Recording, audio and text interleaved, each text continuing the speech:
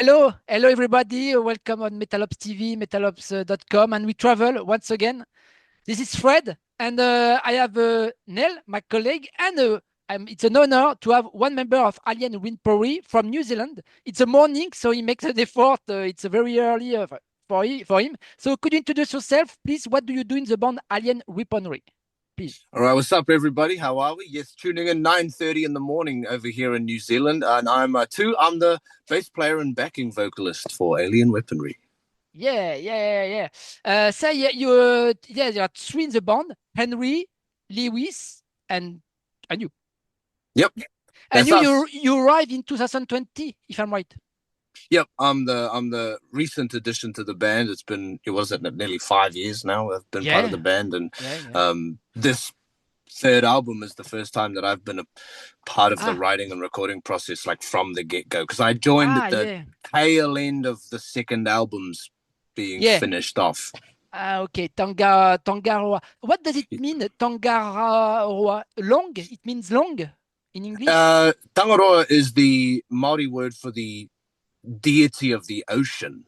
So he is the ocean, and everything that the ocean encompasses is Tangaroa. Like, I guess sometimes maybe God of the ocean, although we tend to not use the word God. Okay, I'll Google try that, find a long, but it's not okay. That's why it was the video clip with the shark. Yep. It was all about the ocean. It remember me a bit Leftones by On Summer, a bit with the sharks. Yeah. Okay, Neil, now let's go for your questions, please, to Alien Winpory. Okay, so in the past years with the band, you've performed with very famous bands and the New Zealand Symphony Orchestra. When you joined Alien Weaponry, did you ever expect that the band would like make it this far, and how does it feel? Well, I've known the boys for a long time. It's one of the reasons that they asked me to audition. We went to school together. We were in school bands together. So like our friendship and relationship goes back a long way. And so I was an avid supporter, I suppose, of what they were doing when they released the first album, and I'd gone out to watch them live and, all this sort of stuff. So when they reached out to me to join the band, I was kind of like, yeah, let's do it. Why not? And so it's not, I expected it, I thought before I joined that they were up to something, great, something that had a lot of potential to reach a lot of people and take our culture, our language, our customs, and share it with the world, to bring it back home so that people back home like felt proud to be Maori or these sorts of things. So for me, it was like a not surprising, I suppose. And since joining the band and having had the opportunity to play with all these amazing people and be a part of all these amazing projects, I suppose was not surprising. It feels cool to do it, but I wasn't like shocked that it was happening. It's kind of, I expect it. And also something has to be said about our management. Our manager does a lot for us, and he has a lot of great connections in the industry. And so he also, when I sort of started to learn what he was like and what their company was like, it also made it less surprising, like what we were able to achieve as a small band from New Zealand. Okay. Yeah, that's very interesting. I thought that this album was the heaviest, like most brutal album ever you've produced. Can you tell us a bit more about the message behind the album and what do you want to convey through your music in general? Yeah, for this album, a lot of the song subjects are all quite dark. If it's in English, it's been written by Lewis. Lyrically, he writes all the English lyrics, and he likes to talk about things that have personally affected him. So whether it's mental health, relationships, 1,000 Friends was about social media. He's got Black and Sky, which is his opinions on, it was actually the Russia-Ukraine war, but it kind of applies to just the concept of global conflict. So they're all quite heavy subjects. And then the Maori stuff, I wrote the majority of the Maori lyrics, and Henry with me writes some of it as well. And the Maori stuff is all predominantly, of course, about Maori subject matter. And the spectrum for that is quite broad. Some of it is folklore or mythology. So Tamanui Te Rā on the album and Ponaturi are both like mythological legends. And then the first single, Momoko, is about our traditional tattoos. So it's sort of a historical song, and we crown the opening track is about colonization, and the way that colonization pushes down minority groups around the world and sort of funnels them into poverty, into crime, so there's it's all very serious stuff, for the most part, because the world, unfortunately, is quite serious, and there's a lot of not great things happening out there. And one of the big differences is that because we're all now grown-ups, they're not teenagers anymore. I'm 25, I'm the oldest, and Lewis is about to be 23. It means we're able to absorb what's happening around the world in a different way, with a more mature approach and an opened up mindset. And so that reflects, I think, in our music. And what does it mean exactly, Te Rā? It means the sun in Maori? It does. So Te Rā is the short version of one of the songs, Tamanui Te Rā.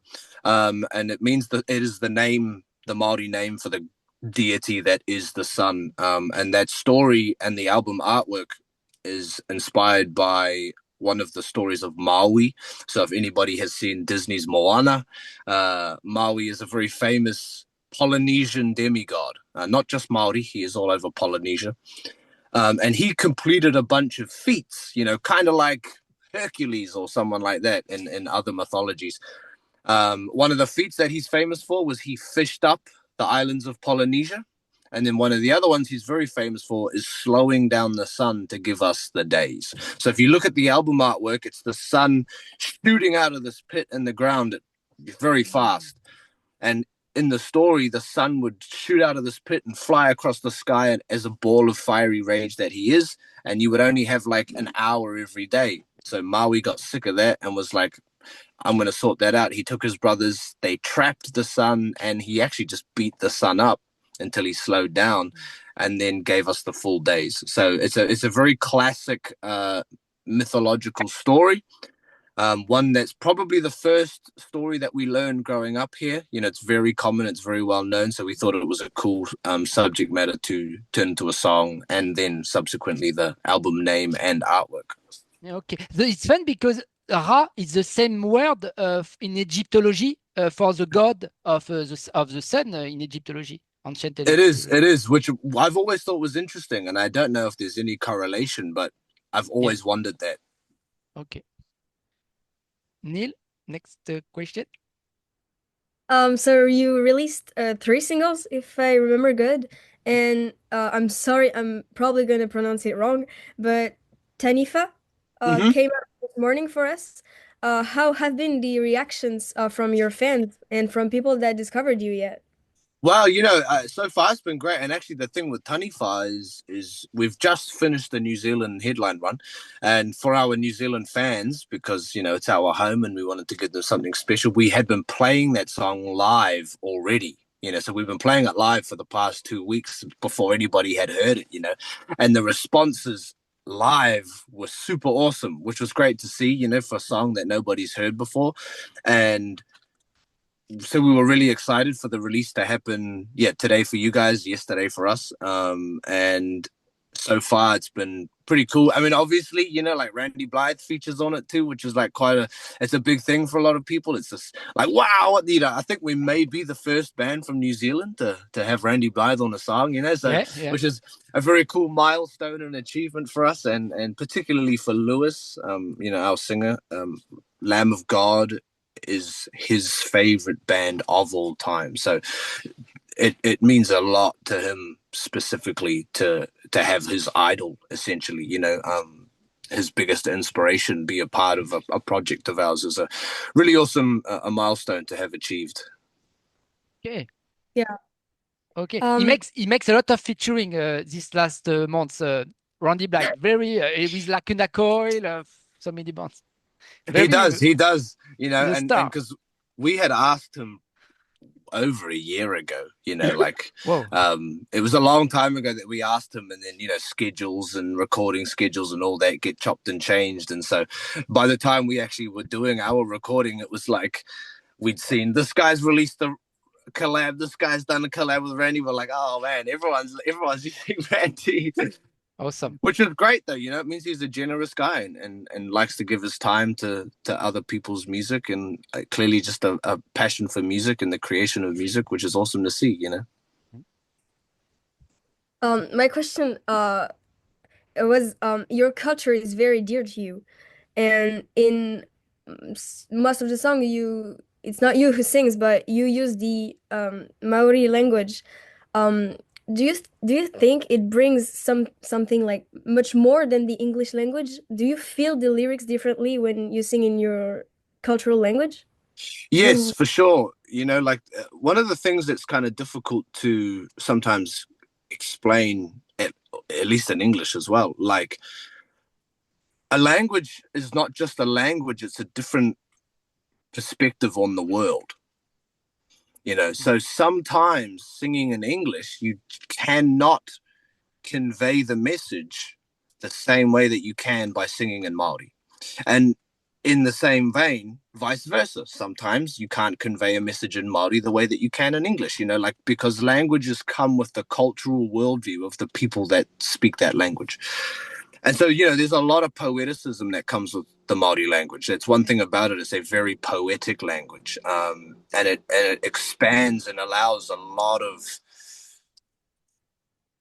you know, poeticism and metaphor and ways to open up a set of lyrics beyond the literal. And then comes the actual attachment to the language, you know, the spiritual attachment, I suppose, to a language that is the language of our ancestors and things like that, you know, that when we perform those songs live, we perform them differently to English songs, you know, and vice versa. Like, obviously the Maori stuff is a lot more reminiscent of Haka. And so the way that we approach it is with a different level of aggression and cadence and rhythm than you do for the English stuff, you know. So it's definitely a lot more to us than just one language and one other language, you know. There's a lot behind what songs get sung in a certain language, how you perform that language, and what subject matter it is that you are going to be talking about in the respective languages. You speak about Haka. Do you play rugby? And do you like rugby? No, none of us actually have been rugby players, you know. We're all water people, so we're all surfers, and you know, we like to swim, and we're not so landlubbery. Yeah, you make sport. Okay, but you know, France won the Six Nations tournament. Yeah, because that's what everyone's. We had an interview yesterday with a French guy who was like, "Did you watch the rugby?" We were like, "No." Oh, okay, next time. Okay, Nell, maybe I do have questions about the recording studio with Josh Wilbur. It was the first time you worked on with Josh Wilbur. Yeah, it was. That was such an awesome experience. You know, he's a legend, of course, in the heavy metal production world, and obviously also with Randy, like he's recorded a lot of Lamb of God, you know, and he's produced a lot of Lamb of God, and a lot of people thought that the reason we had Randy on the track was because of Josh, but we had actually Randy had already said yes, like I said, probably a year before we even knew we were working with Josh. So when we found out we were working with Josh, it just made it a lot easier, you know, because it was like, oh, he already knows them. Josh actually just flew to Randy's house because they know each other that well. He just went straight to his house and recorded him in his lounge. But someone like Josh Wilbur brings so much to the table, you know, and one of the things we were really wanting to try and get on this third album was a fresh set of ears, you know, and a fresh set of skills to see, you know, maybe change up the sounds, change up the formulas, whatever it is. We just wanted something fresh to maybe, you know, take us up another little step, or maybe find our footing. You know, we're still pretty young. You know, we've done the first album and the second album are quite different sounding, you know, it's experimenting with the alien weaponry sound. And then this third album was kind of an opportunity for us to kind of go, okay, can we what's the best parts, and can we find some middle ground that kind of cements a sound that is alien weaponry? And Josh was the right person to try to achieve that. And it fits well. It fits well. It's perfect. It's the result is very good. But you were not afraid to sound after like the other bands he produced, already produced, Lamb of God, Megadeth. You were not afraid to have the same sound he copies and don't have to get your own identity. Well, you know, because we think for us specifically, which is why we had a lot of fun with this record, was that what in our mind, what makes us alien weaponry, what cements us as alien weaponry is the Maori stuff, singing in Maori. So the sound of the production, the whatever sort of riffs are happening in the background, we feel like we have a lot of sort of flexibility with, you know, I think when you listen to the album, a lot of the songs sound almost kind of like different genres. And then all of a sudden you start singing in Maori and you go, oh, it's alien weaponry, you know. That's the kind of glue that binds the alien weaponry sound together. So working with someone like Josh, who happens to be the producer of bands that we also love, you know, like, you know, Lamb of God particularly has played a significant role in the early, like the first album for Alien Weaponry is heavily inspired by Lamb of God and Killswitch Engage and all those sorts of era of bands. And the second album was a lot more like Gojira influenced, you know. SOULFLY also, this tribe vibe. Right. Tribe Royal. Well, you know, the SOULFLY thing and the SOULFLY and the Sepultura thing is a funny one, because those are the comparisons that we get, that we hear a lot. But Henry and Lewis, during the first album, they had never heard of Sepultura until people started comparing them. And they were like, I don't know who this band is. I need to check them out, you know. Obviously Roots album. Yeah. So that's quite an interesting example of like how creative difference or similarity can happen completely unrelated to each other, you know. Because the SOULFLY and Sepultura have never really played a role in what Alien Weaponry does, yet somehow we're still very similar sounding to a lot of people, you know.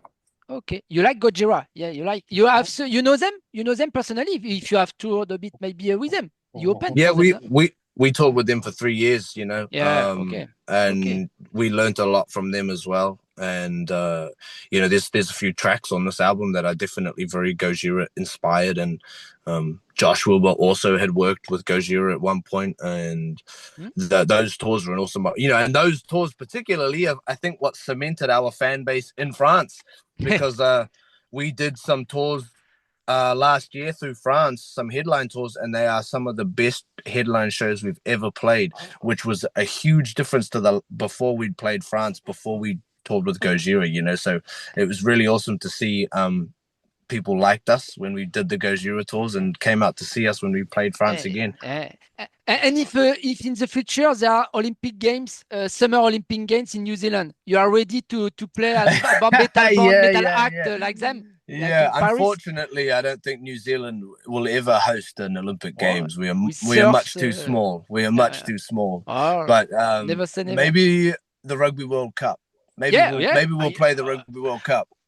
Like qu'ils in the Super Bowl in America. Exactly. Okay. Nell, do you have other questions?